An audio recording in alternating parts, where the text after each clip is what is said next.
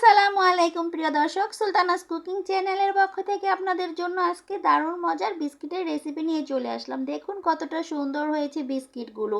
এই রেসিপি যদি আপনারা ফলো করে বানান তাহলে কিন্তু পারফেক্ট হবে।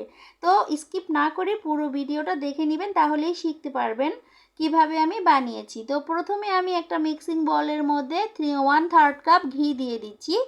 এই ঘিয়ের সাথে দিয়ে দিব ভ্যানিলা সুগার। এখানে 10 গ্রাম সুগার আছে। এটা আমি দিয়ে দিচ্ছি একটা সুন্দর ফ্লেভারের জন্য, ভ্যানিলা ফ্লেভার। আর বেকিং পাউডার দিয়ে দিলাম 1 4 চামচের থেকে একটুখানি কম। আর হলো 1/3 কাপ চিনি ব্লেন্ডারে গুঁড়ো করে এখানে দিয়ে সব কিছু একসাথে ভালো করে মিশিয়ে নিলাম। এই পর্যায়ে এখন দিয়ে দিব একটা ডিম। ডিমটাকে দিয়ে আবার ভালো করে মিশিয়ে নিতে হবে।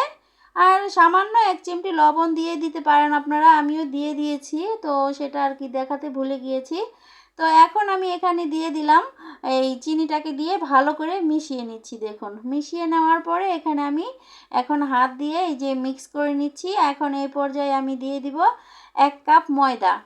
1 কাপ ময়দা দিয়ে দিলাম। ময়দা দিয়ে এটাকে ভালো করে আমি এখন মেখে নিব হাত দিয়ে। হাত দিয়ে মেখে নিলেই সবচাইতে ভালো মতো মিক্স করা যায়। এই যে দেখুন আমাদের মিক্স করা হয়ে গেছে।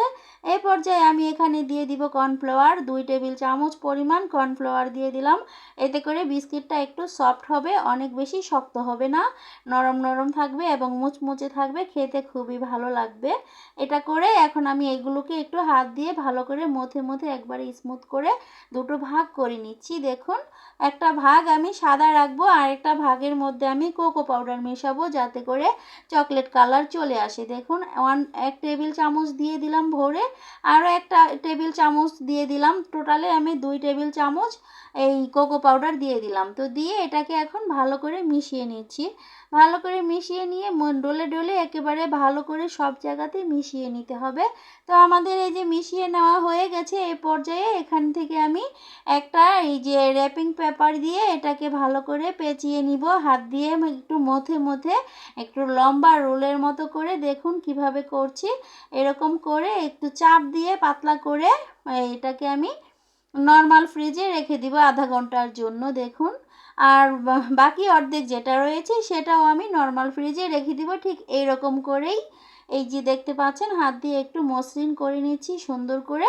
তারপরে একটু ডলে ডলে ডলে একটা রোলের মতো সামান্য লম্বাটে টাইপের করে নিতে হবে। লম্বাটে টাইপের করে তারপরে এই র্যাপিং পেপারের মধ্যে রেখে এই যে দেখতে পাচ্ছেন ঠিক এরকম করে অল্প অল্প করে চাপ দিয়ে জাস্ট 1/2 ইঞ্চি পরিমাণ উঁচু থাকবে এরকম অবস্থাতে এখানে আমি রেখে দিলাম। রেখে দিয়ে জাস্ট একটু এই র্যাপিং পেপার দিয়ে পেঁচিয়ে নিচ্ছি। এটাকে এখন এই সুন্দর করে পেঁচিয়ে এই যে দেখতে পাচ্ছেন সমান যাতে হয়, যেহেতু আমি অল্প করে বানাচ্ছি তাই আর কি, যাতে করে না ফালানো যায় তাই আগে থেকেই সমান করে রাখতেছি আমি এটাকে। এখন এটাকে আমি ফ্রিজে রেখে দিলাম। আর আগে যেটা রেখেছিলাম সেটা এখন বের করে এনেছি। তো দুটোই কিন্তু বের করে নিয়েছি, আধা ঘন্টা ফ্রিজে রেখে দিয়েছিলাম। তো এই পর্যায়ে হাত দিয়ে চেপে চেপে আরও একটু বড় করে নিলাম। আর এই পাশেরটা একটুখানি সামান্য বড় নিয়েছিলাম এই চকলেট কালারটা। তো এটা দিয়ে আমার 5টা টুকরো করতে হবে একেবারে 1/2 ইঞ্চি পরিমাণে। তো একই মাপের কিন্তু 5টা টুকরো আমার লাগবে এই বিস্কিটের জন্য। তো এই যে দেখুন একেবারে সাবধানে খুবই সুন্দর সমান যাতে হয় এভাবে করে মেপে মেপে আমি এখন এটাকে কেটে নিব। এই কাটাটাই কিন্তু মেন। যদি আমি এই ছোট বড় করি তাহলে কিন্তু জিনিসটা ভালো হবে না, সুন্দর হবে না। সেই জন্য একেবারে একই মাপের একই সাইজের করে কেটে নিতে হবে। 5টা টুকরো আমি করে নিচ্ছি। দেখুন 5টা টুকরো করা হয়ে গেছে। এখন আমি এগুলোকে সুন্দর করে এক সাইডে থেকে আরেক সাইডে নিয়ে যাচ্ছি। আর এখানে আমি বাকি প্রসেসটা করব, সেজন্য অন্যগুলো আস্তে আস্তে করে কিন্তু এই কাজটা করতে হবে যাতে ভেঙে না যায়, সেই দিকে অবশ্যই লক্ষ্য রাখবেন। এই পর্যায়ে কিন্তু খুবই সফট থাকে এই জিনিসটা, সেই জন্য খুবই সাবধানতা অবলম্বন করে এই কাজটা করে নিতে হবে। তো এখন এই যে সাদাটা কিন্তু আগেরটার থেকে একটুখানি চিকন, তো এই জন্য আমি করব কি মাঝখানে আগে একটা টুকরো করে নিচ্ছি, তারপরে 2 সাইডে টুকরো করে নিচ্ছি। দেখুন 2 সাইডে টুকরো করে নিয়ে একেবারে কিনার থেকে কিছুটা ফেলে দিচ্ছি, যতটুকু আমার দরকার সে ওই পরিমাণে রেখে বাকিটা খুলে কেটে নিচ্ছি। দেখুন একেবারে সমান হয়ে গেল। এটা দিয়ে আমি 4টা টুকরো করে নিলাম, আর আগেরটা দিয়ে আমি 5টা টুকরো করে নিয়েছিলাম। তো এখন আমি এগুলোকে আবার অন্য পাশে সরিয়ে নিলাম। এখন আমি একটা চকলেট কালার দিয়ে দিলাম আর একটা সাদা দিয়ে দিলাম, আর এখন দিতে হবে চকলেট কালার। এভাবে করে দেখুন, লক্ষ্য করে কিভাবে আমি করছি, ঠিক এভাবে করে আপনাদের দিতে হবে। এখন সাদাটার উপরে দিতে হবে চকলেট কালার। এখন এই চকলেট কালার দুই পাশে দুইটা যে ছিল, সেই দুইটার সাথে এখন আমি দুই পাশে দুইটা সাদাটা দিয়ে দিব। সাদাটা দেওয়ার জন্য এখানে হালকা একটু মোটা মনে হচ্ছিল, তাই একটু চেপে চেপে চিকন করে ওইটার মতো সাইজ করে নিলাম। এভাবে করে আবার এই যে এই পাশেও সাদা একটা দিয়ে দিব। দেখুন এখানে দুই পাশে দুইটা দেওয়ার পরে আবার দেখুন, এখন এই যে মাঝখানে যে আমার সাদাটা রয়ে গেল, এই সাদাটা আমি এখন এই মাঝখানে যে চকলেট কালার এখানে দিয়ে দিব। এখানে দেওয়া হয়ে গেলে এরপরে আমার এই যে সাদা যে দুই সাইডে দুইটা রয়ে গেল, এই দুই সাইডে আমি ওখান থেকে বাকি দুইটা দুই পাশে দিয়ে দিব। দেখুন ঠিক এইভাবে করে দিয়ে দিতে হবে, দিলেই হয়ে যাবে। তো টোটালে আমার কিন্তু এই চকলেট কালারের 5টা টুকরো নিয়েছিলাম আর সাদা হয়েছিল 4টা, টোটালে আমার 9টা টুকরো লেগেছে। তো সব কয়টাই কিন্তু 1/2 ইঞ্চি পরিমাণ, এই 1/2 ইঞ্চির থেকে একটু বেশি হবে সামান্য, এটা আর কি বুঝে শুনে নিতে হবে মাপটা। তো এভাবে করে নিয়ে চেপে চেপে আমি এখন সাইডটাকে একটু কেটে সমান করে নিলাম, যাতে করে এই পরবর্তীতে সমান হয়ে যায়, সেজন্য এখন এই সাইডটাও একটু কেটে নিব। দেখুন দেখুন কতটা সুন্দর হয়েছে ডিজাইনটা। তো এখন এই যে দেখুন একটু লম্বাটে টাইপের হয়ে গেছে, সেজন্য এখন আমরা একটা র্যাপিং পেপারের ভিতরে আবার ঢুকাবো এটাকে। ঢুকিয়ে তারপরে দেখুন এটাকে একটু হাত দিয়ে চেপে চেপে নিতে হবে।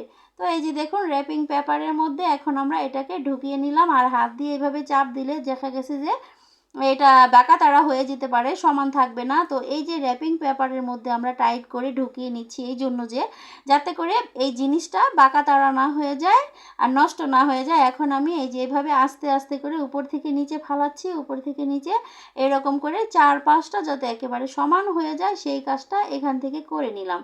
করে নিয়ে এখন আমি এটাকে ডিপ ফ্রিজে রেখে দিয়েছিলাম আধা ঘন্টার জন্য। আধা ঘন্টার জন্য না, মানে 20 মিনিট রেখেছিলাম ডিপ ফ্রিজে, যাতে তাড়াতাড়ি শক্ত হয়ে যায়। নর্মালি রেখে দিলেও পারতাম, তো বেশি শক্ত করার জন্য আর কি ডিপ ফ্রিজে রেখে দিয়েছিলাম। তো এখন এই যে দেখুন কত সহজেই কেটে নিচ্ছি। তো এই কাজটা কিন্তু বারবার ফ্রিজে রেখেই করি আমরা, কারণ নয়তোবা এগুলো শক্ত হবে না, আর শক্ত না হলে কাটা যাবে না। তো এই যে দেখুন শক্ত হয়েছে, এখন আমি কত সুন্দর করে বিস্কিটগুলোকে কেটে নিচ্ছি। এগুলোকে যে মানে একটু পাতলা পাতলা করেই কেটে নিতে হয়, আমারটা একটু মোটা হয়ে গেছে, অনেক দিন পর বানিয়েছি। তো যাই হোক, আপনারা যখন বানাবেন আরও একটু পাতলা করে কাটবেন, তাহলে বিস্কিটগুলো আরও বেশি খাস্তা খাস্তা হবে আর বেশিও হবে। তো এই যে দেখুন আমি ট্রের মধ্যে তিনটা তিনটা করে 6টা দিয়ে দিলাম। পরবর্তীতে আবার আরও 2টা বাড়িয়ে দিয়েছিলাম, তো আমার তিনটা তিনটা 6টা দিলেই বেশি ভালো হতো। আর বাকিগুলো আমি আরেকটা ট্রের মধ্যে সাজিয়ে নিচ্ছি, একটা স্টিলের প্লেটের মধ্যে। দেখুন তো এখন এই যে আমি ট্রের মধ্যে যেটা নিয়েছিলাম সেটা আমি ওভেনে দিয়ে দিচ্ছি। ওভেনের ভিতরে দিয়ে 15 মিনিটের জন্য ওভেনটাকে অন করে দিলাম। তো ওভেন কিন্তু ফ্রি হিট করার দরকার নেই, জাস্ট 15 মিনিটের জন্য রেখে দিলেই হয়ে যাবে। আর এই যে একটা পাত্রর মধ্যে এই যে বাকি যে ছিল সেগুলো আমি দিয়ে দিলাম, দিয়ে এটাকে এখন আমি এই যে 15 মিনিটের জন্য লো হিটে রান্না করে নিব। লো হিটে বেক করে নিলেই হয়ে যাবে। তো এই যে দেখুন আমাদের লো হিটে বেক করা হয়ে গেছে, এগুলোও হয়ে গেছে।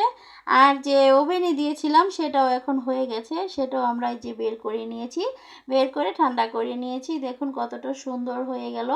তো এখন এই যে বাকিগুলো সবগুলো তো আমি একটা প্লেটের মধ্যে তুলে নিলাম। দেখুন কত সুন্দর আর কত সহজেই বিস্কিটগুলো আমি বাসায় বসে বানিয়ে নিলাম।